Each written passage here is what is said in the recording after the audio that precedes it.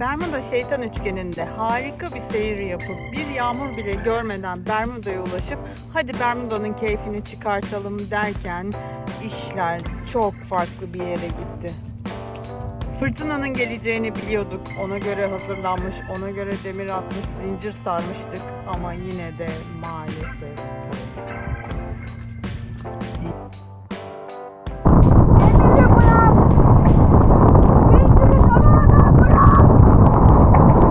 Biz tam zamanlı macera perestler, Başak ve Ömer. Teknede yaşamayı seviyoruz çünkü her sabah her şeyin mümkün olduğu yeni bir güne uyanıyoruz. Teknemizi hazırlayıp 2022'de Türkiye'den yola çıktık. 2023'te tek başına okyanus geçen ilk Türk kadını oldum. Ömer'le Karayip Denizi'nin altını üstüne getirdik. Teknemizi Panama'da karaya aldık. Denizlerin Everest'i Cape Horn'a döndük. Temmuz 2025'te Hopa'dan İskenderun'a Sola Türkiye turu rekorunu kırdım. Şimdi tekrar Panama'ya döndük. Teknemizi yüzdürmek, denizlere geri dönmek için, Pasifik'e açılmak için çalışıyoruz. Bize destek olmak için kanalımıza abone olmayı ve videolarımızı beğenmeyi unutmayın. Yok balık değil mi? Kaç gün oldu? Bir tane yakalayamadın. Vallahi balık bitirmişler bu denizde. Yok, çıkmıyor. Bence rapala hızımıza uygun değil. Hızlı gitmek için o rapala. Başka bir rapalamız olsaydı. Belki de olabilir. Bu şimdi ben bundan pek Ahtapot hızlı teknelerde işe yarıyor galiba. anlamadığım için bilemeyeceğim. Hoppa. Hop. Tut.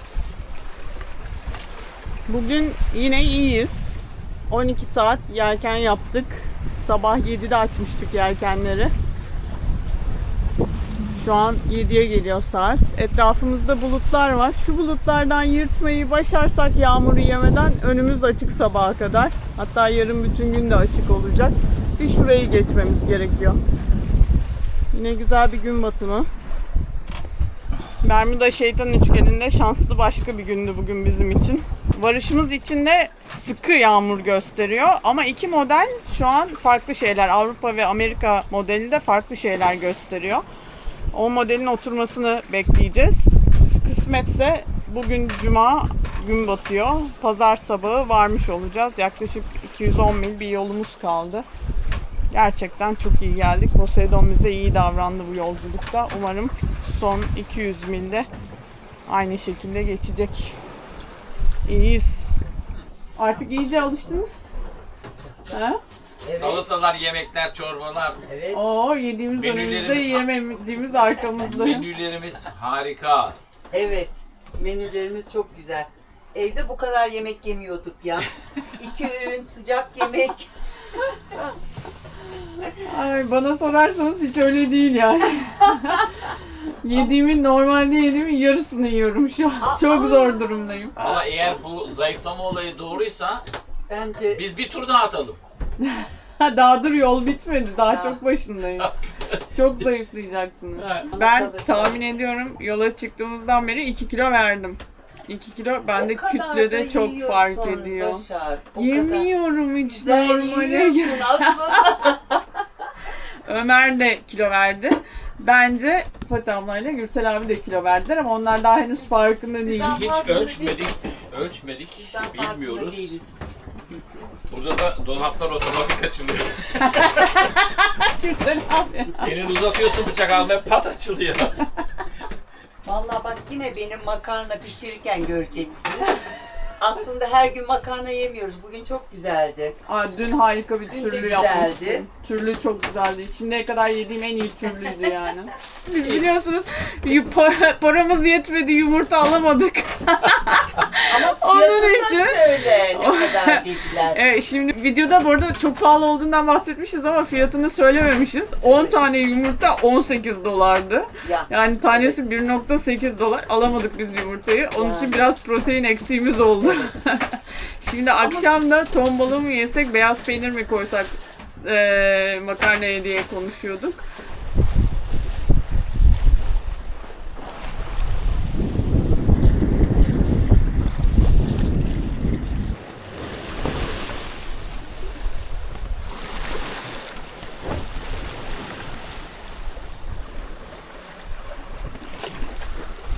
Senin hayatın nasıl gidiyor? İyi vallahi. Popom düzleşti oturmaktan yalnızca. İyi, fena değil. Barometre kontrol ediyorum sürekli saatte. Onda da pek bir hareket yok. Evet. 1020, 1019, 1018. Alçak basınç görmeden Bermuda yoluşacak olmamız inanılmaz bir şey bence. Güzel bir zamanlama bence.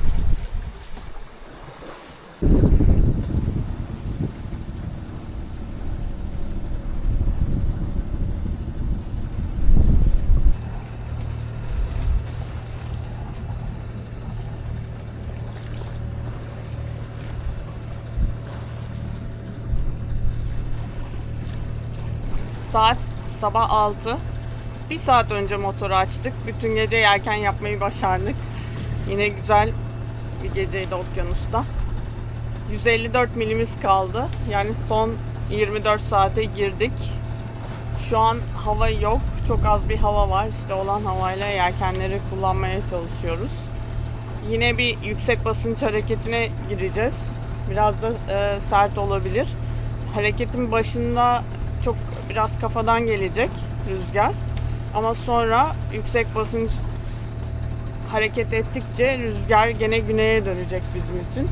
Biraz da dalga kaldıracak tabii. Şimdi hava durumu güncellemesini bekliyorum. Son duruma bakmak için. Herkes uyuyor. Ömer, ben yeni kalktım. Ömer şimdi yatıp uyuyacak. Bir iki saate ekip uyanır, toparlanır. Güzel bir sabah. Son 24 saati de aksiyonsuz geçirirsek gerçekten harika yapmış olacağız bu yolu. Artık yorulduk tabii. Hafif hafif. Uykularımız çoğalmaya, uzamaya başladı. Bugün 9 Mayıs. 3'ünde çıkmıştık. Yani 6. günü bitirmek üzereyiz. 7. günün sabahında varacağız.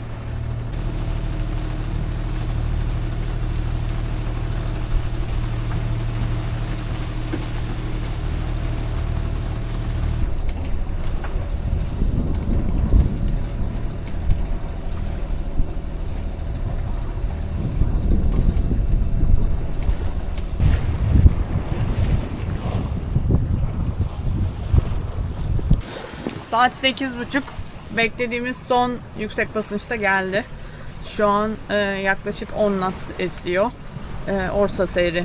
Bayağı rüzgara karşı bir seyir yapıyoruz ama yavaş yavaş bu yüksek basınç batıya ilerledikçe rüzgar güneye dönecek bizim için. Yani her şey rahat olacak. Şu an biraz Bermuda'nın batısına rota tutuyoruz. Sonra tekrar doğusuna, San George'a doğru gitme fırsatımız olacak. Bu gece biraz yağmurlu, belki biraz şimşekli ve rüzgarlı geçecek. Ama güzel. Yani tır tır tır motorla gitmekten daha iyidir. Etrafta squall'ları kovalayacağız. Ben Cenova'yı küçük açtım. Ana yelken şu an tamamen açık. Sonra ana yelkeni küçültüp Cenova'yı biraz daha açabiliriz. Rüzgar arkamıza döndükçe daha iyi olur o kombinasyon. Son 100 mildeyiz gençler. 105 mi? Nasıl gidiyor? En nihayet. Gayet iyi. Hava güzel mi? Hava çok güzel. Bugün hele bayıldım ben bu seyre. Çok güzel geldik ya. Fatih abla hiç öyle düşünmüyor anladığım kadarıyla. Kendini odaya kapattı. Burada canı sıkılıyor, aşağı iniyor, yukarı çıkıyor. Orsa seyrinde 7.3, 7.5. Evet güzel. Çok güzel geldik buraya kadar. 7'yi bile geçti, 7.5 oluyor ya hanım. Çok güzel.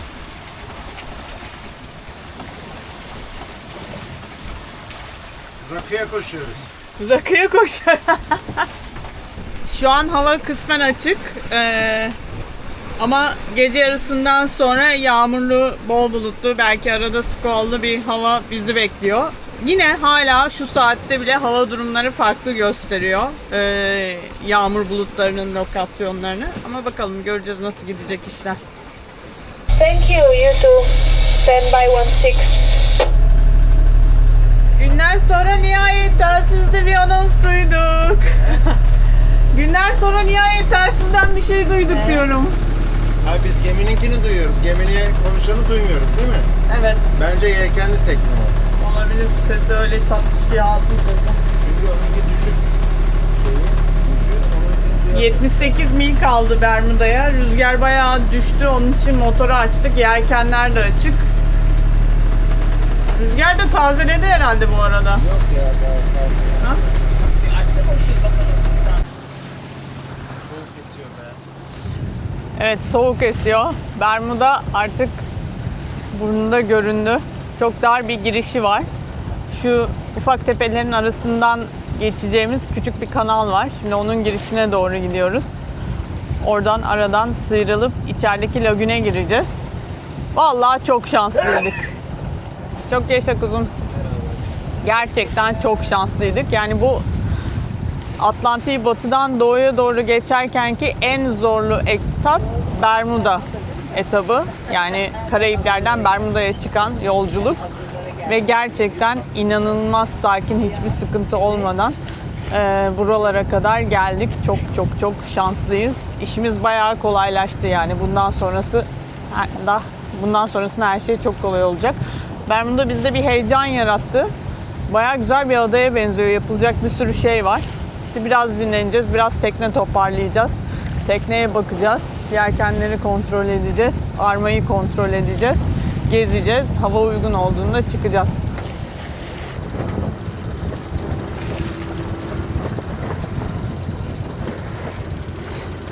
Şu kanaldan, şurada dar geçitten içeri gireceğiz ve buraya demir atacağız. Evet, bizim de ilk defa geldiğimiz Bermuda Adası'na giriş yapıyoruz. Şurada bir tane doğu kardinali var. Onu geçtikten sonra giriş şamandıraları var. Her zaman olduğu gibi Avrupa sisteminin tersi.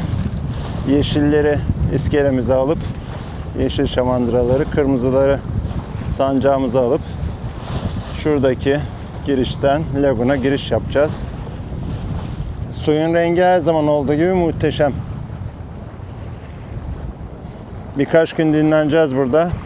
Azorlar geçişi öncesi. Hem havayı kollayacağız hem de dinlenip kendimize geleceğiz. 7 gün 7 gece. 2,5'ta tam 7 gün dolu dolu bitmiş olacak. 2,5 saat sonra, 2 saat 15 dakika sonra ancak girip demir atarız biz de. Buraya gelirken 1021'i gördük. Hep yüksek basınçta seyahat ettik. Bu da büyük bir avantaj oldu bizim için. Yaklaşık 30 saat motor yaptık 7 gün boyunca. Yani 7'de bir motorla geldik. Bu da gayet iyi bir yelken performansı gösteriyor. Teknede bir sorun yok. Her şey çalışıyor. Radar dahil. Hiçbir sorun çıkarmadı kızımız bize. Şu anda dar liman girişinden laguna giriyoruz. Şurada güzel bir koy var. Bir motor yat, küçük bir motor yat içeriden çıktı. Oraya demir atıyor. Orada denize girecek herhalde. Güzel bir adaya benziyor. Bakalım keşfedeceğiz şu kale başta olmak üzere. Şuralar sığ. Gördüğünüz gibi. Girişte anons ediyorsunuz. Nereye demir atacağınızı belirtiyorlar. Sonra dinginize binin. Gelin girişinizi yapın hemen diyorlar. Hoş geldiniz diyorlar Bermuda'ya. Daha sonra hemen sancakta demir alanı var. Bu hafta burada Rolex Cup varmış cumartesi pazar. Ama buradan başlayıp başka bir adada mı bitti? Tekrar dönüp buraya mı gelecekler bilmiyoruz. Belki Rolex Cup teknelerini de görebiliriz. Hepsi 19 metre. Ais'te 3 tanesini gördük. 2 tane 19 metre, bir tane 18 metre Ais'te gördük. Yelkenli tekne diye. Muhtemelen yarışan teknelerde onlar. Gece gördük. Ama buraya mı dönüyorlar? Başka bir yerde mi finish veriyorlar onu bilmiyoruz. Onu da öğreneceğiz. Gelen bir tane tekne bayağı büyük bir tekne. Bakalım o ne? Demir yeri de şurası herhalde. Öyle tahmin ediyorum.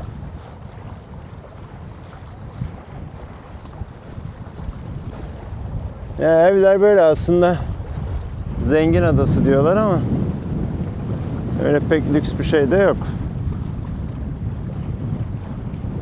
Dip dibe evler. 2 katlı. Tabii İngiliz Milletler Topluluğu'na üye olduğu için bayrakları böyle. Bir köşede İngiliz bayrağı, bir köşede de kendilerini simgeleyen şekil var. Bizim şu anda şeyimiz yok. Bermuda bayrağımız yok. Karaya çıktığımızda alıp biz de toka edeceğiz. Şu anda sarı bayrağımızı toka ettik. Çok güzel ama. Gerçekten çok güzel.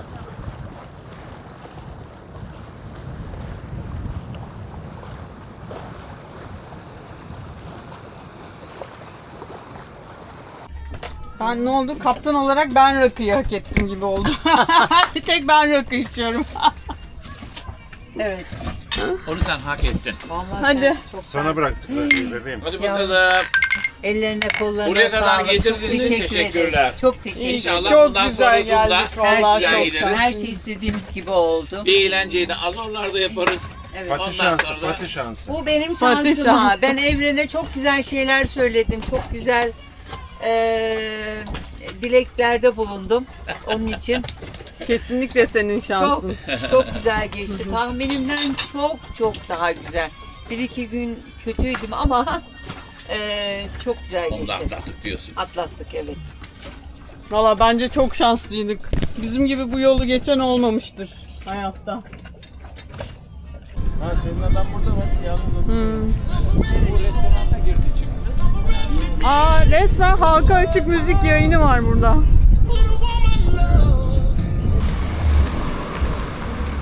Ya şey gibi, Hansel ve Gretel, şekerden evler gibi hepsi.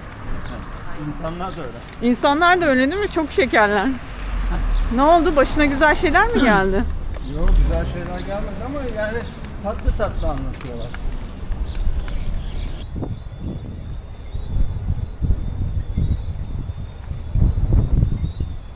Biz de şurada bir yerdeyiz.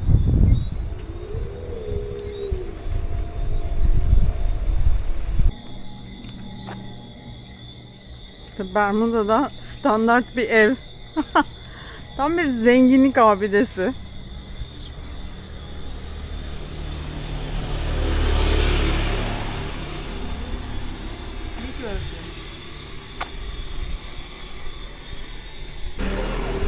Ya bu çatılar dışarıdan bakınca beyaz beyaz çok garip görünüyordu. Malzemesi de bir acayip garip bir şeymiş.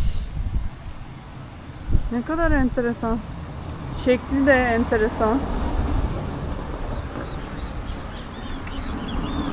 Altı falan herhalde. Hiç de anlamadığım bir konu, hiç uzmanlık alanıma girmiyor ama güzel görünüyor. Hepsi böyle beyaz olunca. Şöyle bir yukarıdan drone... Ah! Hey dostum. Kapalı. Kapalı mı? Kapalı bacım.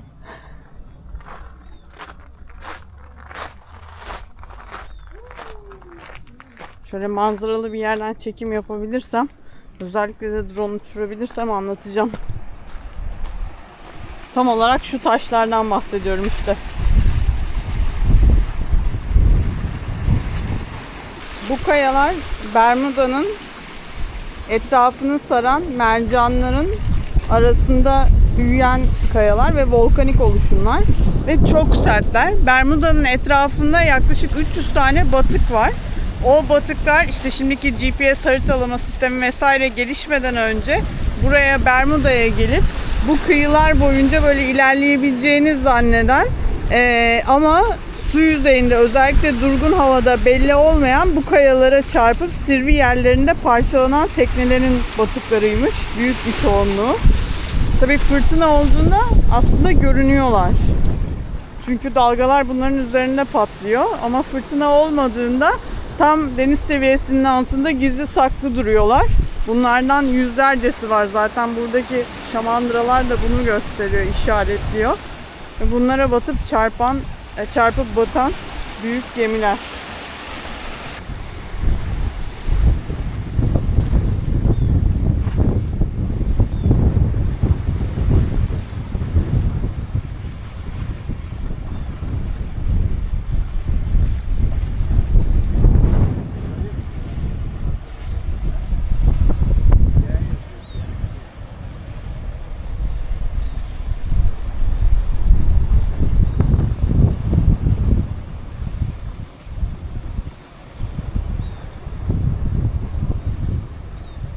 Evet, 3 gündür Bermuda'dayız. Hiçbir şey göremedik. Hiçbir yere gidemedik. Neden? Çünkü motorda bir elektrik arızamız var. Sabahtan akşama motorun aküden gelen alarmını dinleyip onu çözmeye çalışıyoruz. Hiçbir şey de görmedik, etmedik Bermuda'da. Uzaktan bir yürürken güzel görünüyordu. Diğer tarafları konusunda bir fikrimiz yok. Hafta sonunda rüzgar olursa çıkarız diyorduk ama tabii ilk önce motor problemini çözmemiz lazım. Motor problemini kendimiz çözemeyeceğimize inandık. Onun için servis çağırdık. Hafta sonu servis gelecek. Halledemezsek hava güzel de olsa çıkamayız zaten. Şimdi nereye gidiyoruz? Hani hatırlarsanız Saint Martin'de diğer teknelerle buluşmuştuk bir. Tekrar işte mesela Stella Nova o gün bizim yanımızda oturuyordu Twitter.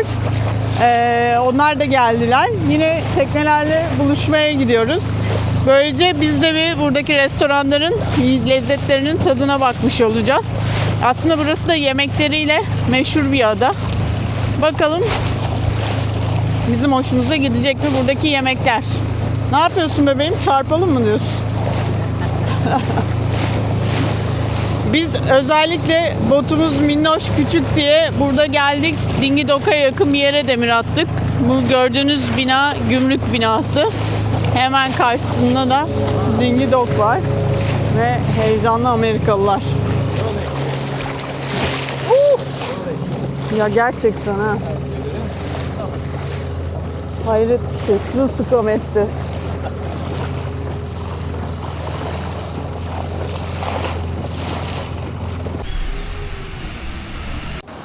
Aha, bizimkileri kaybettim. Kesin şuradaki içki dükkanına girmişlerdir. Ah, Fatih abla gidiyor.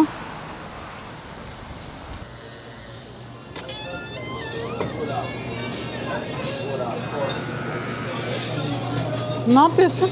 54 dolar Jameson litre. Oha. 4 dolar da bira. Bira daha ucuz burada. Yo, daha ucuz değil. Hiç ucuz değil. Burada Bebeğim, her şey 4 marketten daha pahalı. 4 lira burada ucuz ya. Market. 1,5 dolara aldık biz en pahalı. Böyle burası Bermuda tatlım yani. O da artık yani Bermudalığını bilsin yani. Bu kadar da Şarap içeceksiniz o zaman. Bak, ucuz mu ki? 1 litre şarap 35 dolar. Yok bu 2 litre. 2 litre mi? 1,5'tur. 1,5'tur. Bebeğim ben onu alacağım ama giderim 54 dolara Jameson alırım. Hiç olmazsa 2 gün içeriz. Bunu biz 4 kişi bir saatte bitiririz ya. Şarap dediğin mi? 35 dolar verilir mi yani? Hepsi öyle baksana. Hepsi öyle. Ucuz bir şey yok ki. Selam olsun Tangün abla. Bira ne kadar diye sormuştum Instagram'da. O da yumurtaya bakın, yumurta ne kadar diye sormuş. 12 yumurtayı 10 dolara aldık. En son baktığımızda 10 yumurta 18 dolarda almamıştık artık. Evet ama şimdi kek vesaire yapacağız. Çok abur cuburumuz da kalmadı teknede. Onun için yumurta lazımdı. Yani bir protein kaynağı olarak değil de kekte kullanmak için biz yumurta aldık en azından yani.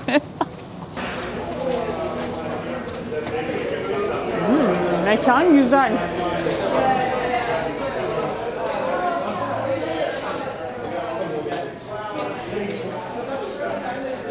Oho, herkes yerleşmiş bile. O zaman bu masa da bizim. Böyle oturabiliriz.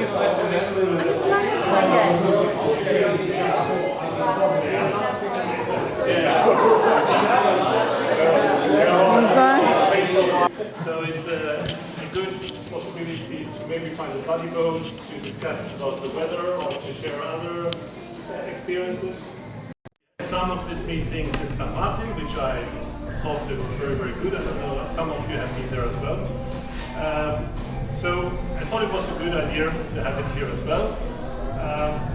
So feel free, I'm not the organizer. You can talk or stand up and tell us what we have to do next or whatever. So it's up to you now. So maybe we can. I'm Graham, and this is Bridget. We're on Piccolo, which is a Do 444 on on and off. And we are having to fix our autopilot at the moment, so no chance of leaving just yet. But hopefully next week sometime once it's going to be repaired. İyi mi? İyi mi? Güzel güzel. Bence yemekler başarılı. Özlemişiz. Konserve fasulye ye nereye kadar? Evet. Enjoy. Thank you. You will be famous this weekend.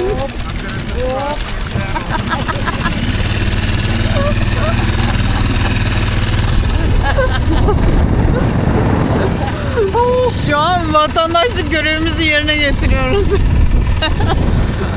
Bebeğim herkes yerini belirliyor yavaş yavaş. Evet, Fırtına sert öncesinde. Sert hava gelecek diye herkes, yalnız bizim arkamızdaki adam biraz sıkıntılı.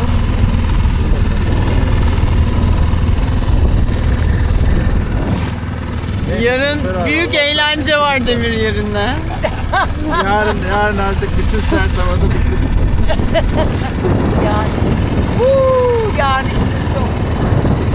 Yok ya, evet güzel. Yarın artık o koltuktan öbür tarafa, o yataktan öbür tarafa yatarız yani.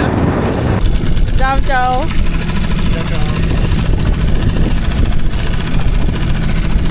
Çok güzel bakılmış bir tekne ama bu. Ama şuraya kadar Bir atarsan bir sakat, benzin parası atarsan. Benzin İki olur alırım diyorsun. Benzin yok biliyor musun? Günaydın. Saat sabah 6. Bermuda'ya gelişimizin 4. günü. Bugün ve yarın da tekneden çıkamayacağız. Bermuda'yı göremeyeceğiz. Çünkü hava sert.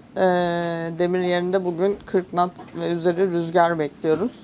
Şu an öğleden sonra bu rüzgarın gelmesini bekliyoruz. Ama şu an 20 esmeye başladı. Akülerimiz %73. Hava çok kapalı olduğu için güneş panelleri uzun zamandır aküleri şarj etmiyor. 2 gündür de motor problemiyle uğraşıyoruz. Motoru dün biraz çalıştırdık aküleri toparlamak için. İşte bu kadar toparladı anca. Dışarıda durum nedir derseniz, Gürsel abi burada ilk sert havasını yaşıyor. Heyecanlı. Nöbet bekliyoruz. Demir yerine nöbete geçmiş bile. Hemen şurada şu beyaz teknenin önünde gri bir tekne vardı. O taradı. Gitti. Şuraya ileriye demir attı. Bizim durumumuz stabil. Zaten 4 gündür aynı yerde durduğumuz için tarayacağımızı düşünmüyoruz.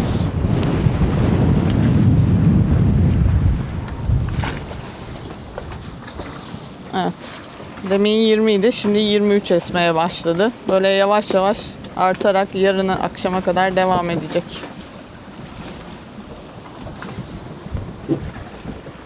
Şimdilik akülerimiz düşük olduğu için elektronikleri kapatacağım.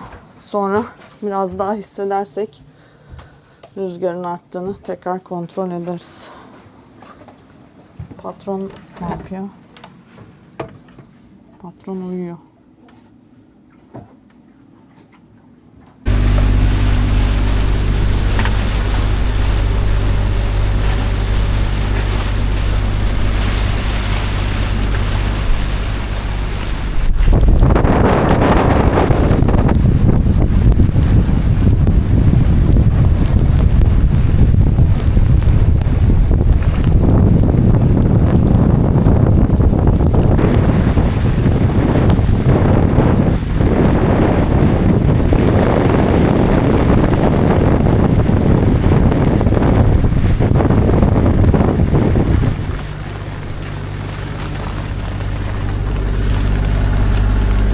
Sanırım Türkiye'ye gidinceye kadar görmediğiniz hiçbir şey kalmayacak.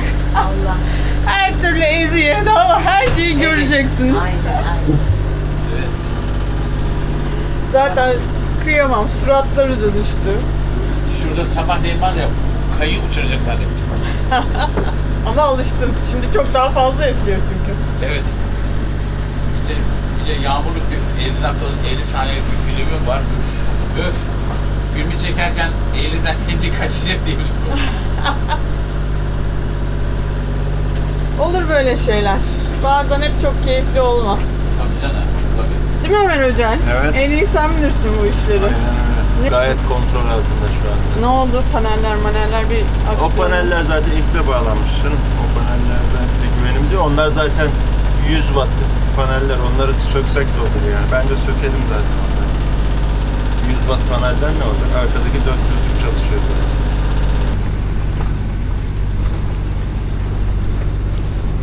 Evet, paneller yelken oldu burada. Yardıma ihtiyacın var mı?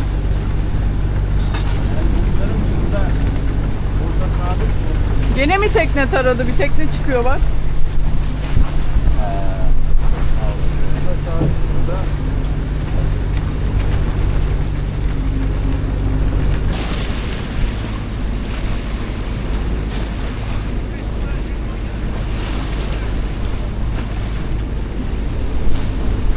Good morning. Çok sevimli insanlar değiller herhalde. Değil mi?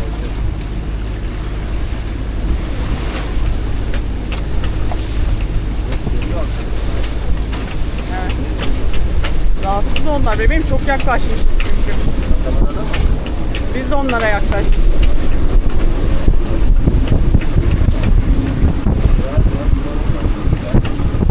İyi yapıyorlar bence. En başından belliydi böyle olacağı. Sonradan gelen olarak biz de anlatıyorlar yani.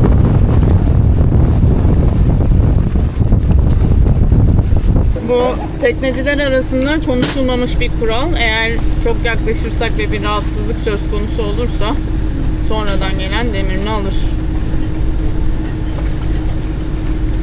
Ama burası tabii biraz dalga da kaldırdı. Belki koyun karşısına gidiyor olabilirler. Biz koyun karşısına gidemiyoruz çünkü orası 10 metre derinlikte ve bizim sadece 40 metre zincirimiz var. Bizi tutacak kadar zincir seremeyeceğimiz için bu tarafta kaldık. Bence en güzeli şu karşıdaki binaların önü. O mavi Evet. var ya. Evet. Size söyledik yani. 10 Yakın metrede olalım, değil mi yakın olalım. orası? Öyle mi?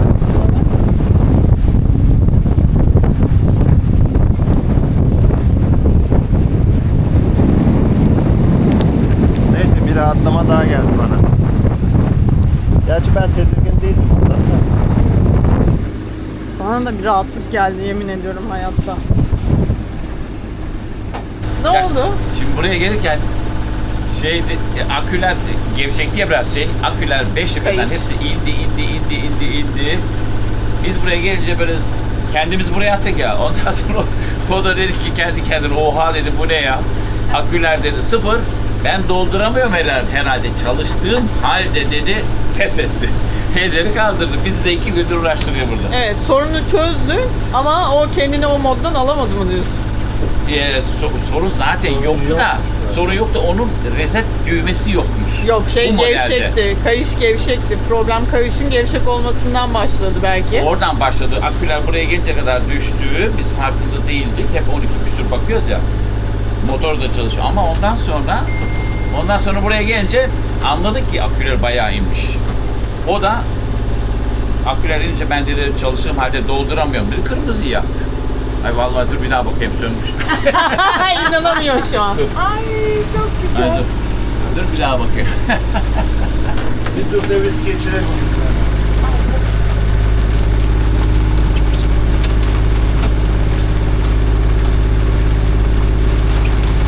Sönük ya. Sönmüş diyor. Adamın bir tanesi de çıplak duruyor da.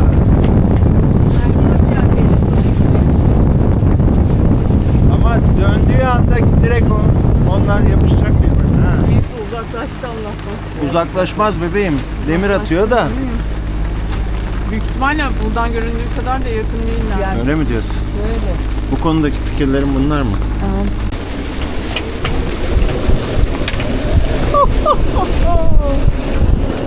Yapıştır bebeğim, yapıştır.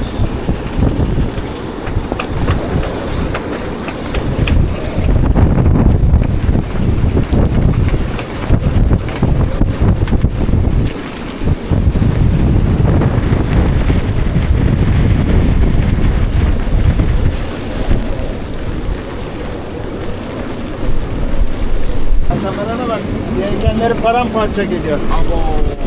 Eyvah eyvah.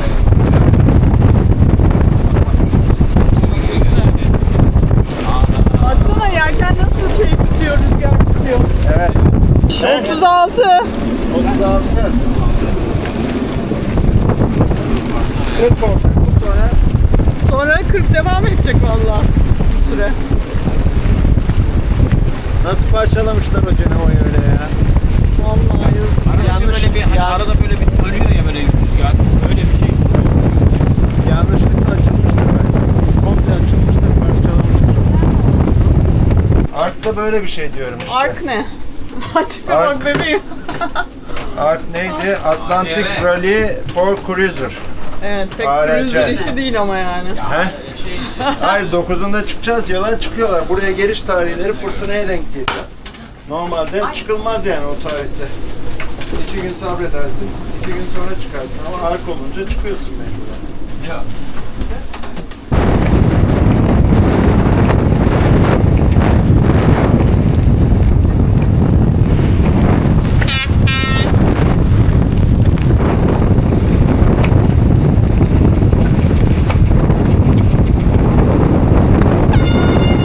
Eyvah. Yine oraya gidiyoruz şey.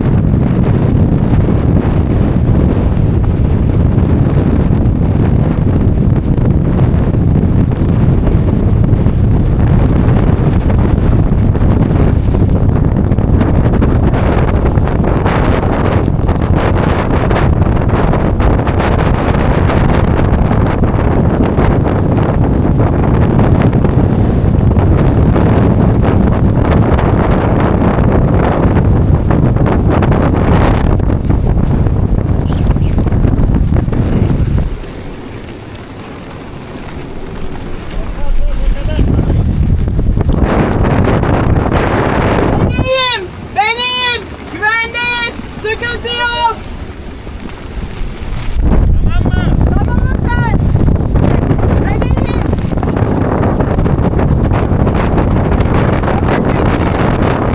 Demiri alın diyor. Demiri alın diyor. Ama çok yaklaşık.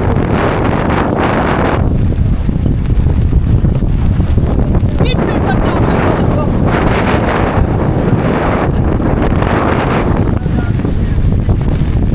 Dolandık onlara, dolandık! Demiri bırakmaya! Demiri bırakmaya hazır olun diyor. Onlara dolandık olmamız lazım! Demiri bırakmaya hazır ol! Demir almaya mı? Evet, al! Bırakmaya da hazır ol! Demiri almamız lazım!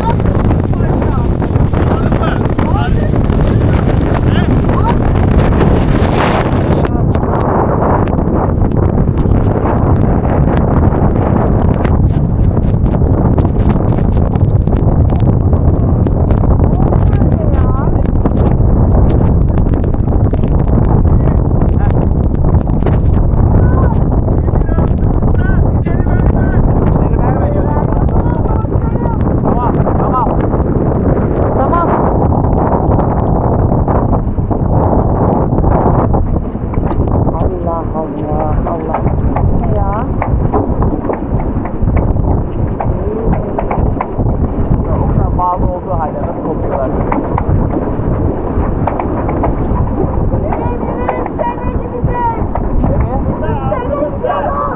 Üstüne gidiyoruz diyor. Çekiyor musun?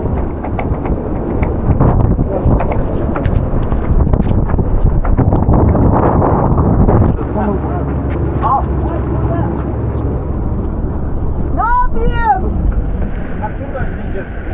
Tamam, al. Irgata çıkma, ırgata çıkma. Gürsel abi. Gürsel abi, ırgata çıkma. Irgata Sigorta çıkma diyor. Açık canım, açtım.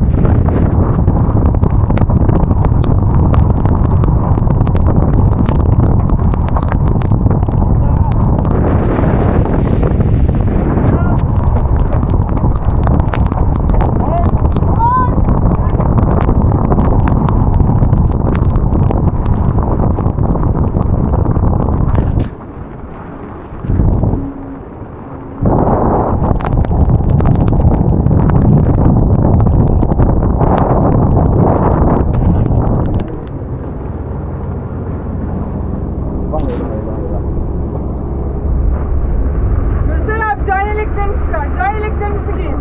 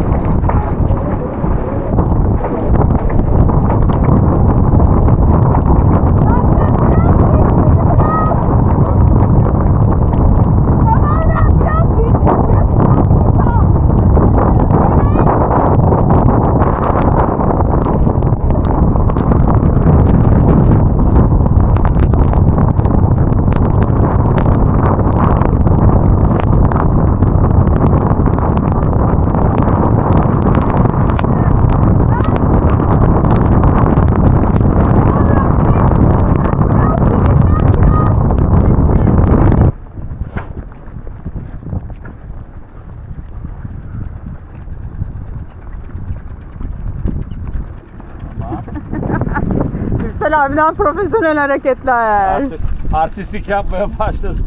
Hayır içeriden geliyor bak yine hadi. Hayır dışarıdan geliyor ya. Tamam abi böyle. Arkaya takacağım. Tamam. At şimdi bana. Yetişecek mi? Dur bakayım. Geleceksin mi? At. Aa. Nasıl attın ha? Allah'tan bir alıp bağladık ya. Her şeyi de aşmış Gürsel abi, bakar mısın? Çok uzak ya. Bu tarafa gel Gürsel abi. Evet.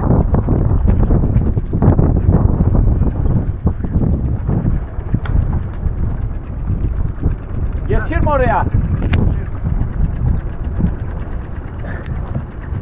Bak geçti. Yetişti. Çarpışma nerede oldu? Şu ortada. Nerede?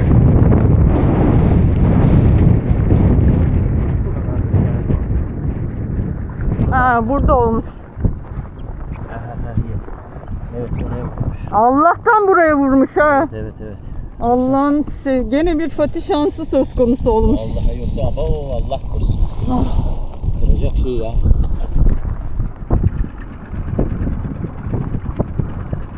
Tatlı kuş eve dön.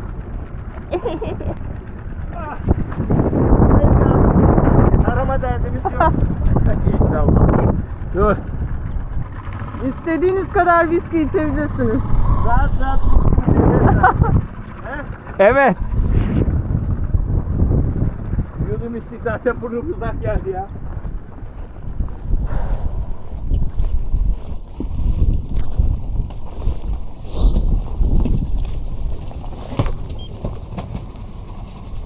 Bebeğim al şu halatı.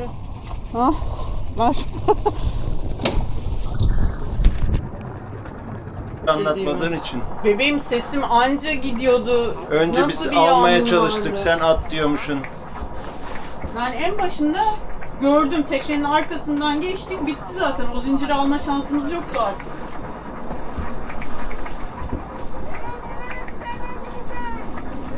Hayır biz taramıyorsak kalsaydık orada. Gerçi şeye de çok Bebeğim, yaklaşmıştık. dolandık birbirimize, nasıl kalacaktık orada? O mutlaka bizim zinciri çeker, ben sana söyleyeyim. 2 tur atmıştır o bizim zincire. Oraya zincirin en ucuna halat bağlayacaksın, kesivereceksin. Adam şey yapmış, çakıl takmış oraya. Benim aklımdaydı o da. Aklına gelen başına gelir. Aklıma gelen başıma Dünyanın geldi. en büyük kuralı. Evet. Gürsel abinin de coolluğu. Ne yapıyorsun telefonla Gürsel abi? Burada dünya koptu. Onu ben live eleyim yaptım. Onu Yaşadık eleyim bitti yaptığım için- Gürsel abi için her şey. Tamam, bir sonraki krize bakalım. Çıkıyor muyuz cumartesi? Ama durumuna bakıyor. Akülerimiz dolu, sularımız dolu. Aman demirimiz de olmayı versin. Olsun Cumartesiye ya, olsun. kadar demirimiz şaka yapıyorum. alırız ya. Tabii bunu şeyci varsa çıkartırız ona ya. Ama iyi ki yedek varmış değil mi? Biz güzel demirde kalıyorduk. Sonra bir squall geldi. Rüzgar herhalde 40-45 falan olmuştur. Ve bir anda kendimizi arkadaki teknelerin yanında bulduk. Ben diyorum ki biz taradık. Bizimkiler diyor ki Fonzi taradı. Fonzi'yi de tanıyoruz bu arada. Geçen çarşamba da aynı masada oturmuştuk. Ve sonra Fonzi gelip hızlı bize çarptı ve Allah'tan alüminyuma çarpmış, fibere çarpmamış. Orayı da tekrar kontrol edelim. Alüminyumun altından da çatlak olabilir. Sonra tabii büyük bir macera başladı. Biz daha o çarpışma sonrasında Fonzi'nin arkasından geçtik. Ve zincirleri birbirine doladık. Ben dedim ki zinciri bırakalım. Bu havada anlaşmamız çok uzun sürdü Ömer'le, teknenin kıçından başına. O almaya çalıştı biraz ama hava çok sertti.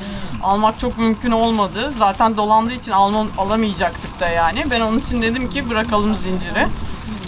Bir usturmaca falan bağlamak istedi ama o an çok tehlikeliydi. Diğer teknelere falan aşırı yaklaşıyorduk.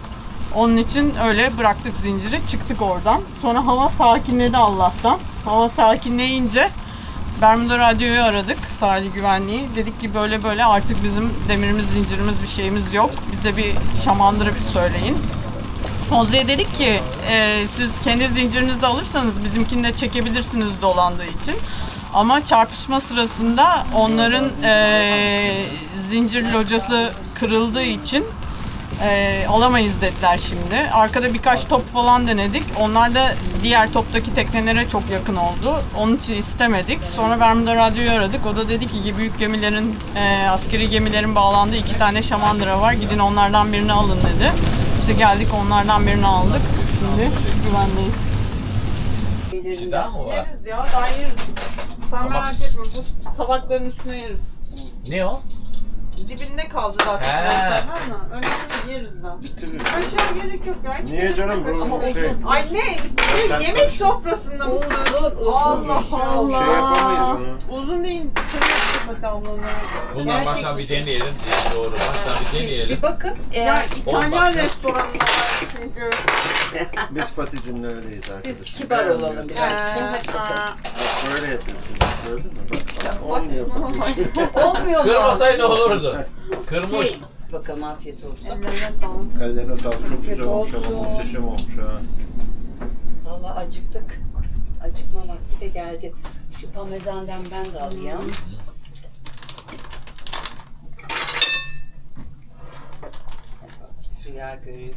Rüya görüyorum sandım vallahi. Bu dedim ne ya? Ama çok güzel atlattık. Kazasız belasız. Ya. Almanya'daki çocuklarım, akrabalarım, torunlarım onlar çok merak etmişler. Onlara buradan selam olsun. Hepinizi öpüyorum. Amasra'da teyze kızlarım. Merak etmeyin bizi. Biz çok iyiyiz. Bak şimdi Fatih makarna teyze yiyoruz. bugün de hayatta. Ebenge dedenge bay bay de diyor ya. Ebenge dedenge bay bay de. Evet. Merak etmeyin bizi. Arkadaşlarım sizi seviyorum. Bizi- Survivor Fatih teyze. Hadi bakalım.